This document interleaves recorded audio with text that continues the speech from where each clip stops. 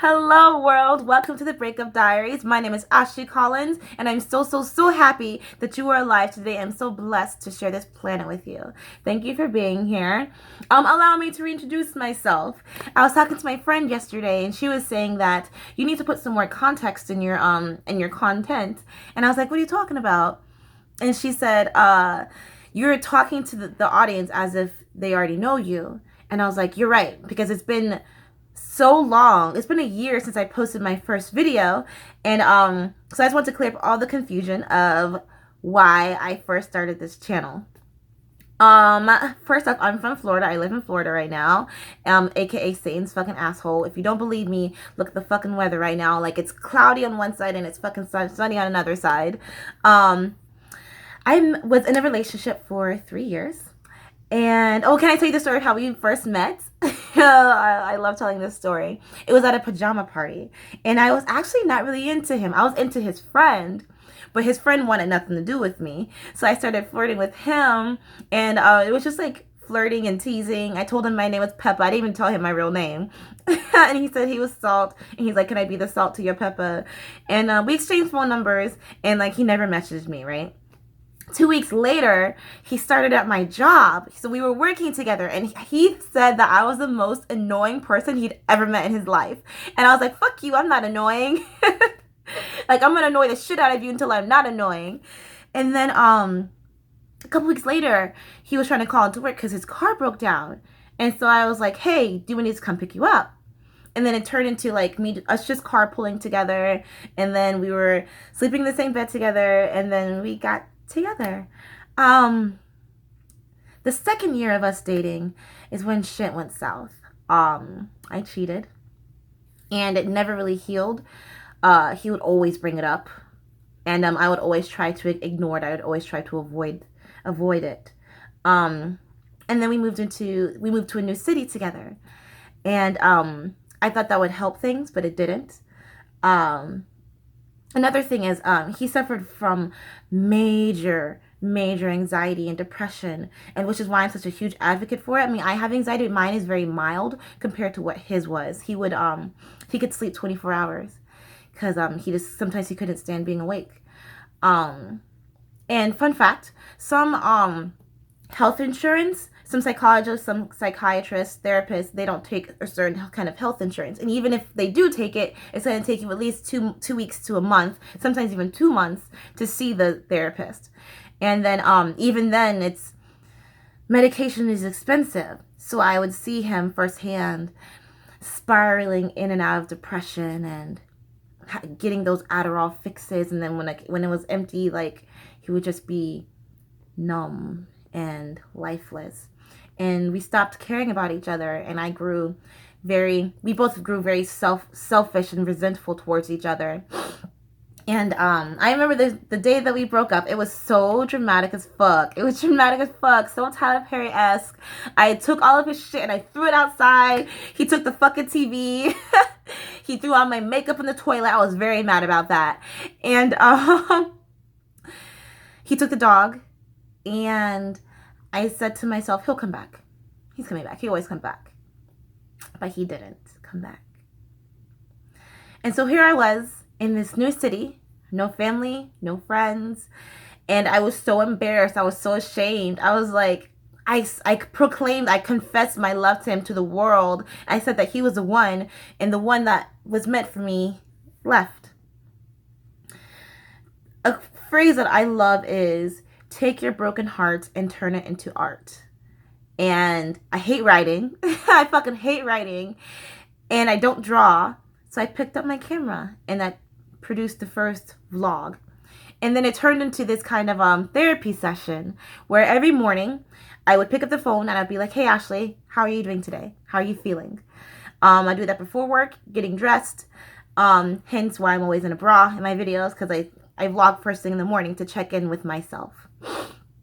I didn't post my videos. I sent it to a friend once, actually, and I said, hey, do you think I should share this? And she said, yeah. I didn't do it for 3 months. I didn't do it. And then one day, I accidentally did a no-call, no-show to work, and my job was like, don't come back. And I was like, fuck, am I being fired right now? And so I got super shitty, and I was like, you know what, fuck it, I'm gonna upload this fucking video. And the next day I got a lot of feedback, mostly positive. Most of the negatives were from friends and family, like, what are you doing, what are you thinking, sharing your personal story like that with the world.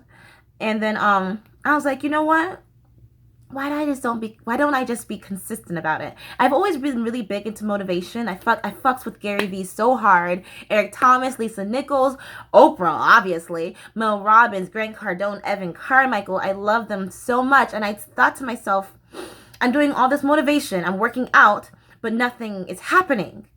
Motivation is bullshit. And then I was listening to a Gary Vee video, and he said, stop crying. No one cares what you're crying. And the next thing I heard was Eric Thomas saying that it's all about work. You got to put in the work to see the results. And I was like, fuck, I get it now. I get it. These are not just words. This is the secret. This is the secret to success.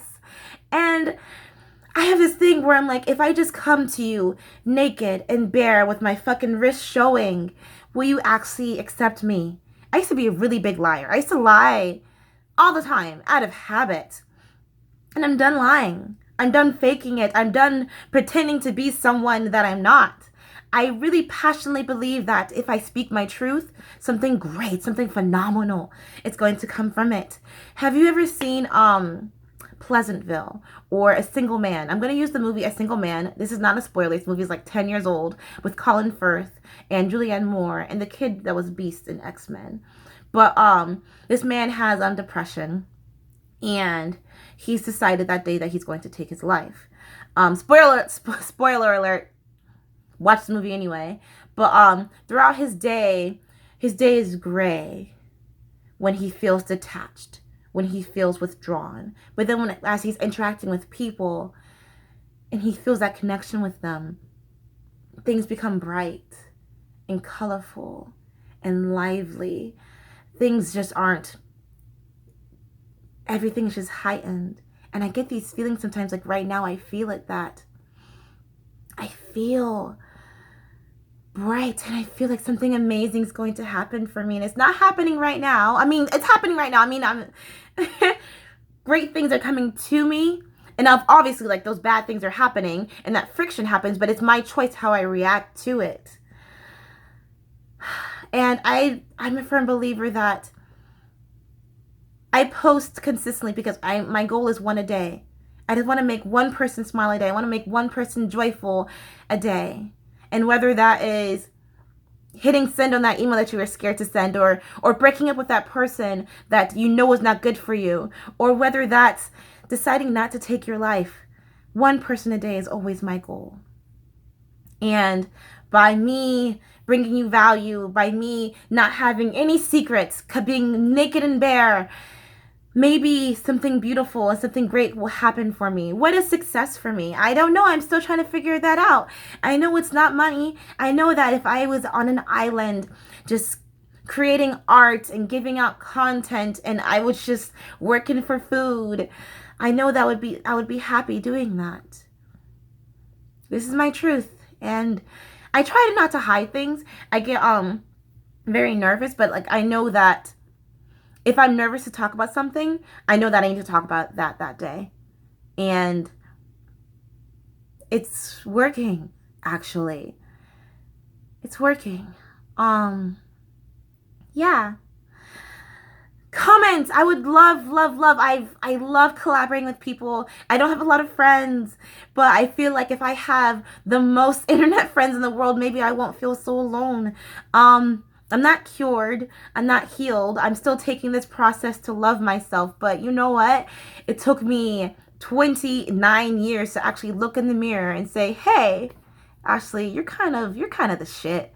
And I'm still learning how to say that every day.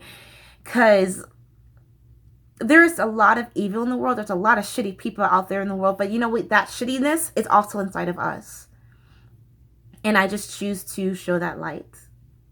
Comment. Do you want to collaborate? Tell me who you are. Tell me about your channel. I want to follow you. I really want to follow you, and I really want to support everyone that I can. I can't give everyone money. I wish people would stop asking me for money. I don't have any money to give you at all. I will give you plenty of comments. I'll give you plenty of likes, and as much as I can give.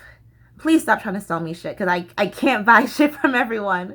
But I will support you 100% as long as you're not a fucking dick. If you're a dick, I'm not supporting you. But if you're not, I'm here for you. Please comment. Tell me who you are. Tell me how I can follow you. Tell me how I can contribute to you. That's not money.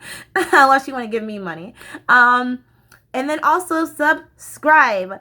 Follow me on my Instagram, The Aunt of Dragons. Follow me on my Twitter, The Aunt of Dragons. Someone said to me, why don't you just use Ashley Collins? First of all, my name is very common. I'm actually a very famous horse artist. If you Google my name, like, it's a horse artist. There's tons of Ashley Collinses in the world. I don't give a fuck about building a brand. I don't really know what that means, but I think the Aunt of Dragons is pretty cool, because if I'm gonna be anything, I'm gonna be a motherfucking dragon. Yeah.